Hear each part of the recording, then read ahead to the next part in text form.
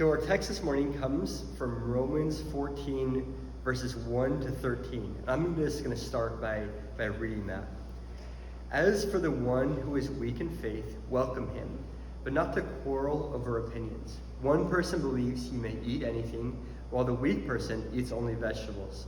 Let not the one who eats despise the one who abstains, and let not the one who abstains pass judgment on the one who eats, for God has welcomed him.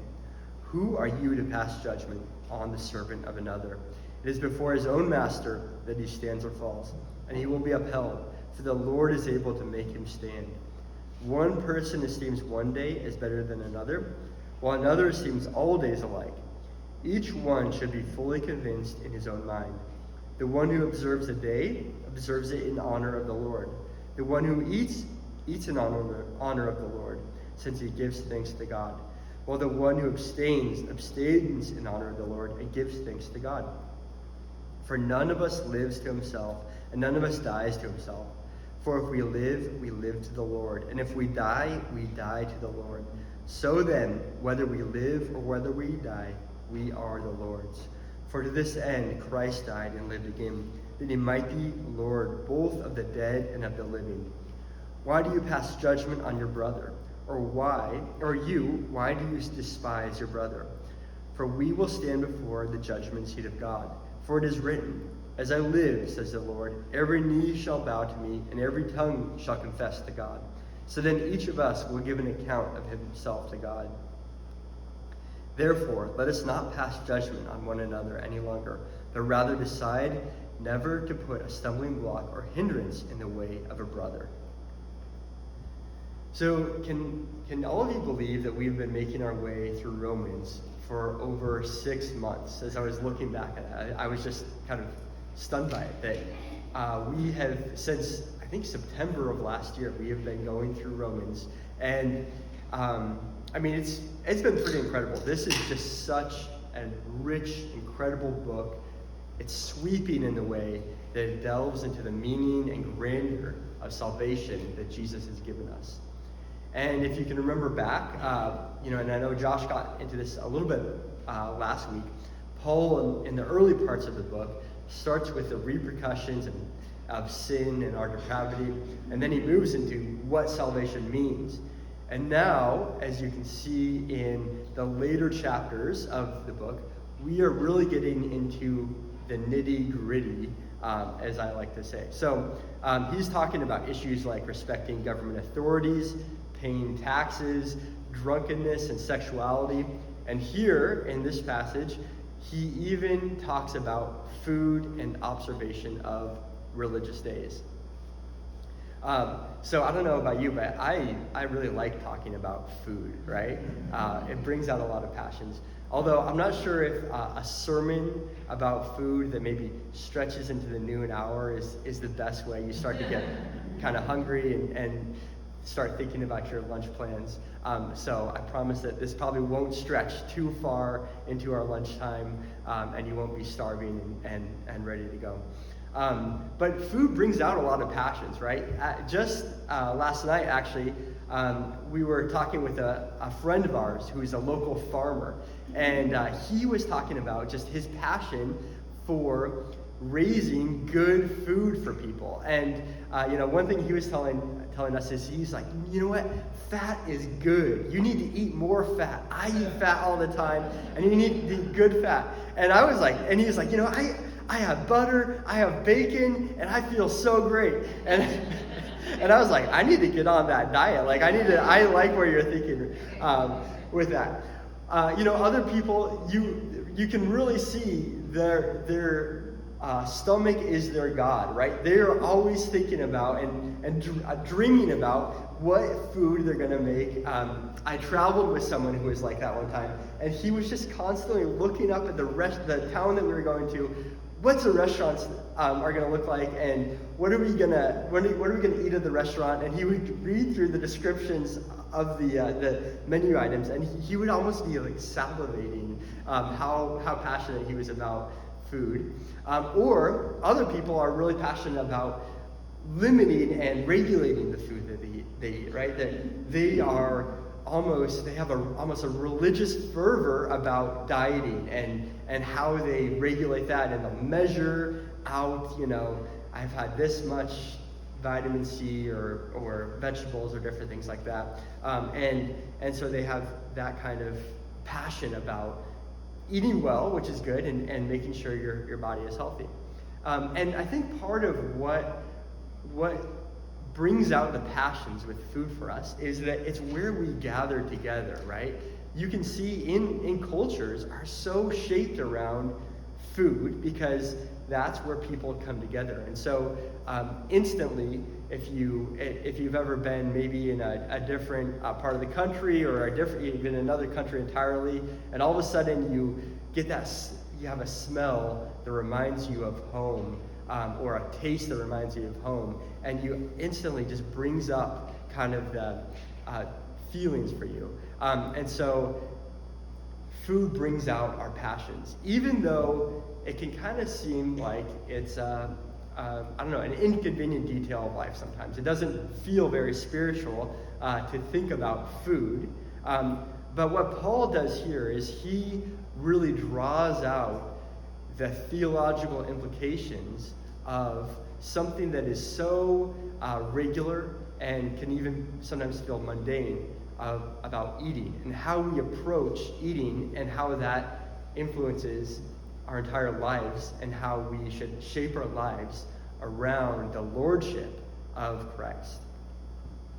So what Paul is getting at with the Romans is much more than whether certain foods are permissible. He is casting a vision for the church and the life of believers.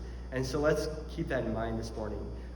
Really, in verse 8, he talks about, for if we live to the Lord, and if we die to the Lord. So then, whether we live or whether we die, we are the Lord's. We are the Lord's. What does it mean to live or die as the Lord's people? And what does it mean to be the Lord's? Let's keep those questions on our minds and hearts this morning as we dive into chapter 14.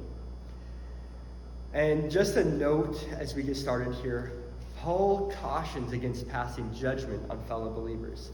But to be clear, he is not talking about an issue of salvation or the character and nature of Jesus and God, or sin issues. He is talking about issues of culture and religious practice that are secondary to salvation and sin. So just to be clear, when he says don't pass judgment, he is not talking about sin. He's talking about things that are secondary parts of our lives.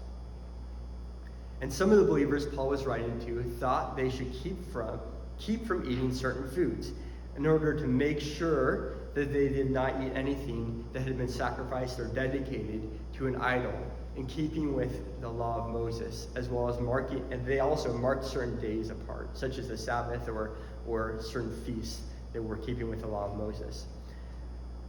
What's interesting is Paul goes at two cultural practices, eating and keeping certain days apart, that were central to Jewish life and culture.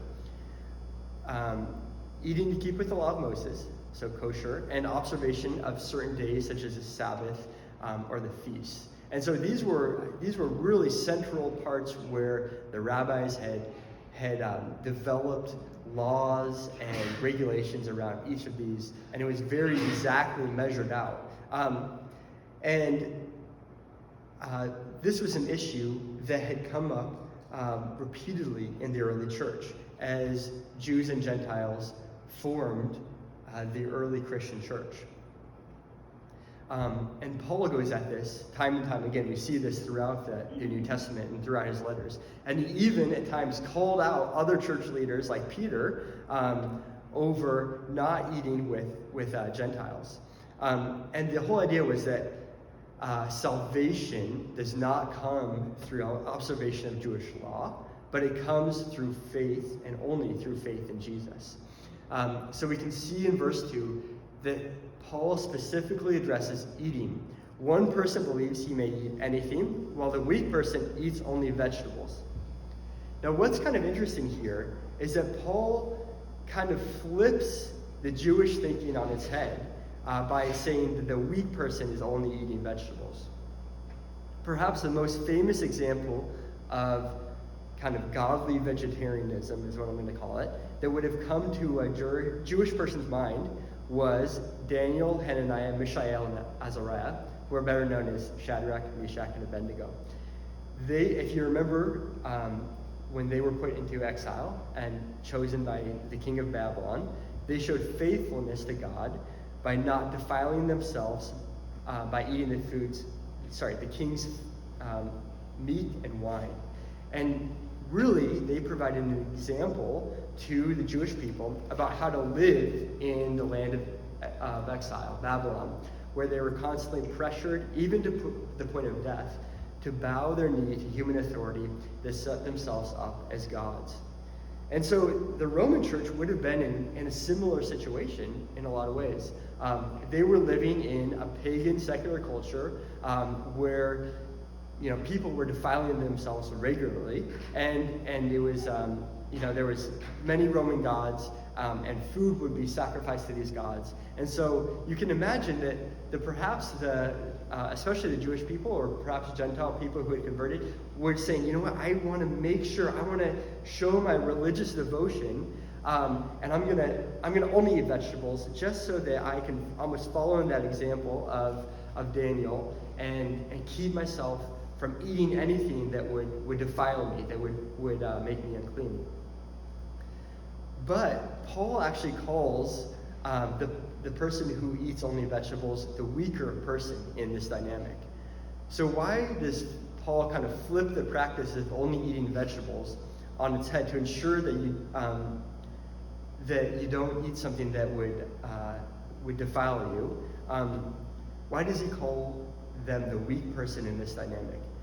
It is because the audience Paul is talking to has access to the salvation offered through Jesus' blood. And no longer can something we eat defile us. We have been wholly and completely purchased through the blood of Jesus. So he says that if someone believes he may eat anything, then that person is actually living in the freedom and the liberty of Christ. So within this great debate that we see, you know what? Paul actually won this early church debate, right? No longer are we worried about fights over food. It's no longer an issue that gets brought up in the church. We're not fighting over who's going to bring what to the potluck next week, and worried about what if someone brings meat, and what if that meat has been sacrificed to an idol or anything like that. If someone is a vegetarian or a meatitarian, as I like to say, we generally welcome them, right? But what Paul is driving at here is not letting this issue become a dividing issue in the church. He tells the church to welcome those who are weak in faith, not to let this become a source of division and discord, and trust that the Lord will uphold the fellow believer. And here's where I would kind of challenge us to think about the modern implications of this today. What are the secondary, non-salvation, non-sin-related issues that threaten to divide us as a church, that divide us even as part of the larger church? What are the aspects of our culture that we hold on to that even can start to morph into a form of holiness in our thinking? They can keep us from welcoming each other among the body of believers. For the early church, these were the cultural conflicts happening because Jesus brought the gospel first to the Jews and then to the Gentiles. So the Jewish people were the holders of the law.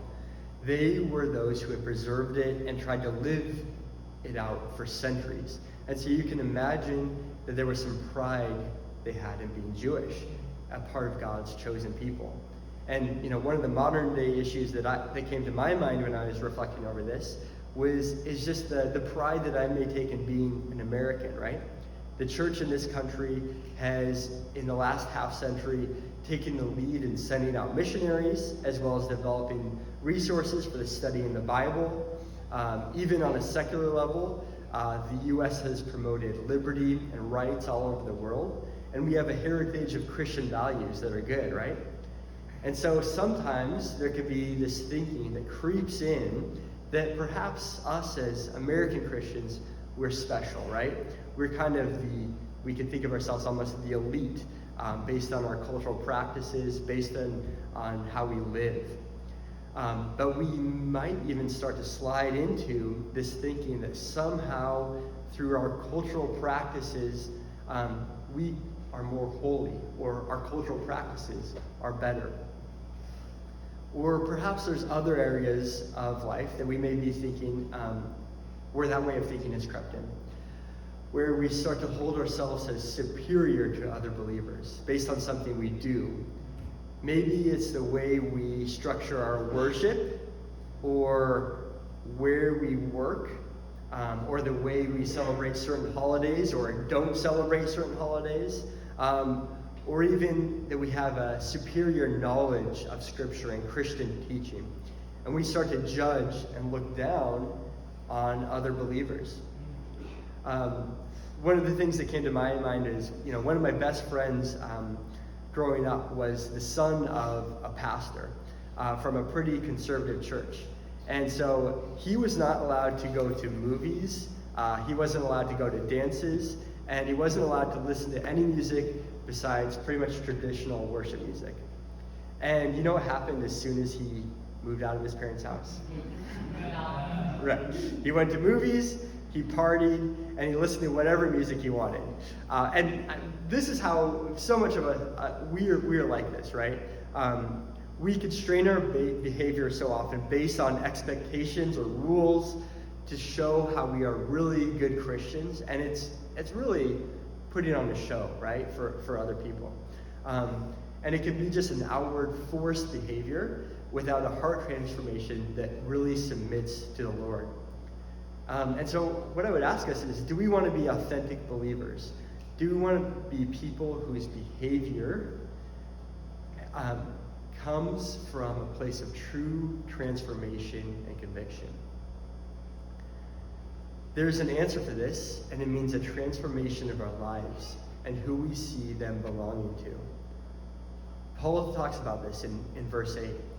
For none of us lives to himself, and none of us dies to himself.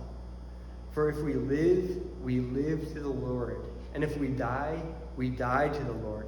So then, whether we live or whether we die, we are the Lord's. Whether we live or whether we die, we are the Lord's. I love that. Take a minute and just let that wash over you. Whether we live or whether we die, we are the Lord's. Belonging to the Lord supplants or has higher importance than even life and death. That changes how we hold on to cultural practices. That changes how we hold on to our lives and everything that falls into them, whether it's our livelihoods, our homes, our families, all of it. It is the Lord's, and it is meant for his glory. It is meant to build up the church and to grow the church, the Lord's bride. John Piper, in his teaching on this passage, draws out three things that the lordship of Jesus Christ implies. The first is in verse 8. Lordship implies possession. He owns us. Paul says in 1 Corinthians 6:20, you were bought with a high price. It is an incredible, joyous privilege to belong to Christ, isn't it? Paul also teaches in that book that all things are ours because of this. He adds, you are Christ, and Christ is God's. And so you see this connection, this chain, that by being Christ's possession, we are directly connected to God. We are brought within God's family. Next, Christ's lordship not only implies that we are his possession, but that as his servants, God gives us everything we need. In verse 6, Paul says, the one who observes the day observes it in honor of the Lord. The one who eats in honor of the Lord, since he gives thanks to God. So how do we acknowledge Christ as Lord and live for his honor? By receiving what we need from his hand and giving thanks to God. The lordship of Christ means that he will take care of us and provide our needs, and we acknowledge that by giving thanks.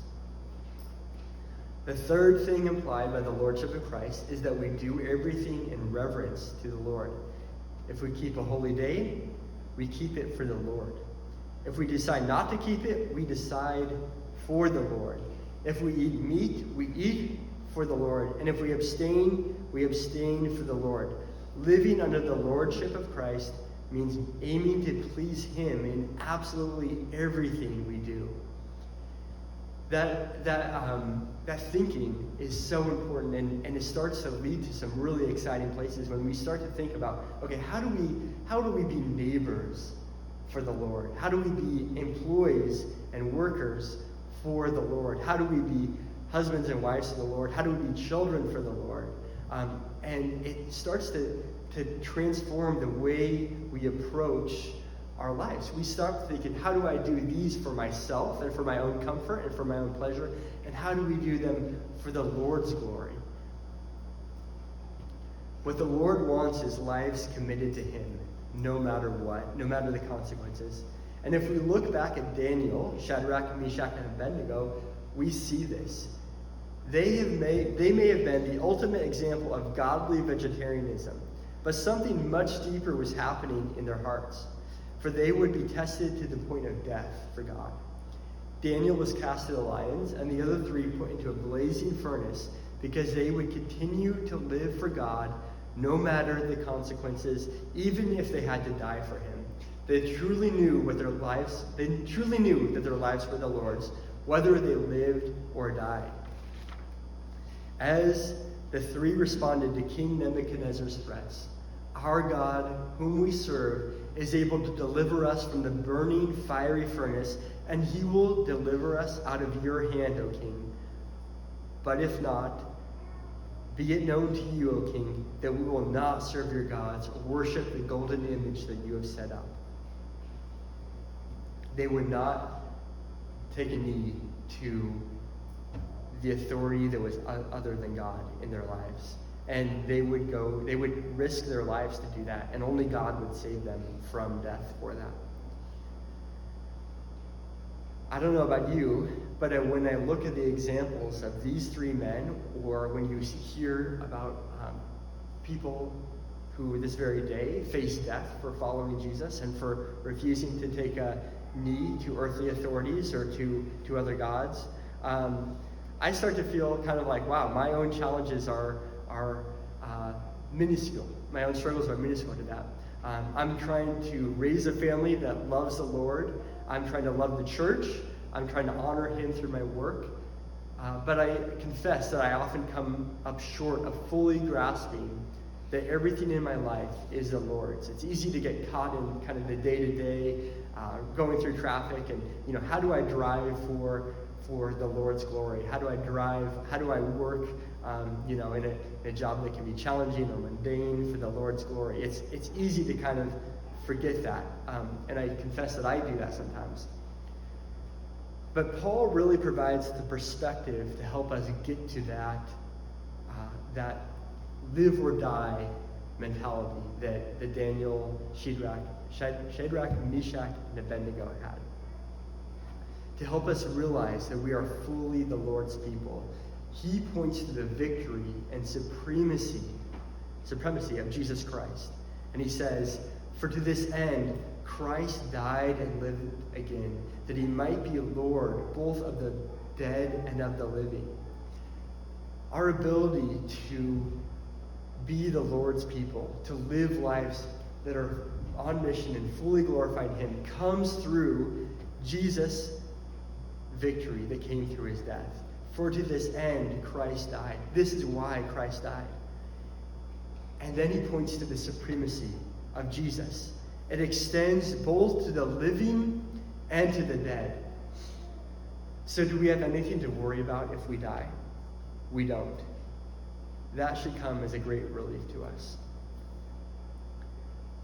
In light of that, how can we pass judgment on our brothers and sisters for something like what they eat or what cultural practices they follow? For if we all stand before the judgment seat of God, and on that day every knee shall bow to him, every tongue shall confess to God. It's essential that we think of the eternal consequences of how we live our lives, how we treat our fellow believers, and the choices we make. When I was looking through, kind of thinking through the eternal consequences of our choices and the eternal consequences of how this plays out, one of my favorite quotes from the writer C.S. Lewis came to mind, and he puts this into perspective just so eloquently beyond what I could say. So I'm just gonna read straight from him. And he talks about grasping the weight of eternal glory. It may be possible for each to think too much of his own potential glory hereafter. It is hardly possible for him to think too often or too deeply about that of his neighbor. The load or weight or burden of my neighbor's glory should be laid daily on my back, a load so heavy that only humility can carry it, and the backs of the proud will be broken. It is a serious thing to live in a society of possible gods and goddesses, to remember that the dullest and most uninteresting person you talk to may one day be a creature which, if you saw it now, you would be strongly tempted to worship, or else a horror and a corruption such as you now meet, if at all, only in a nightmare. All day long, we are, in some degree, helping each other to one or other of these destinations. It is in the light of these overwhelming possibilities, it is with the awe and circumspection proper to them that we should conduct all our dealings with one another, all friendships, all loves, all play, all politics. There are no ordinary people. You have never talked to a mere mortal. Nations, cultures, arts, civilization, these are mortal, and their life is to ours as the life of a gnat. But it is the mortals whom we joke with, work with, marry, snub, and exploit, immortal horrors or everlasting splendors. So many of our cultural conflicts fade when we think of the eternal consequences, don't they? At the same time, issues of sin and salvation become so much more important when we think about the eternal consequences. Let's be people who put our focus on Jesus, who lift our eyes to the one who is Lord over both the living and the dead. Let's fully grasp the implications of this, fully grasp that there are eternal consequences to our lives and how we treat each other.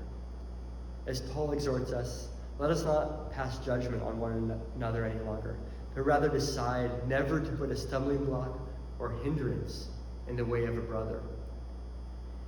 And as we go out here this morning, let's celebrate what God has done. He has made us his people. That should be cause for great joy. Let's also consider what that means for our lives and how we love one another.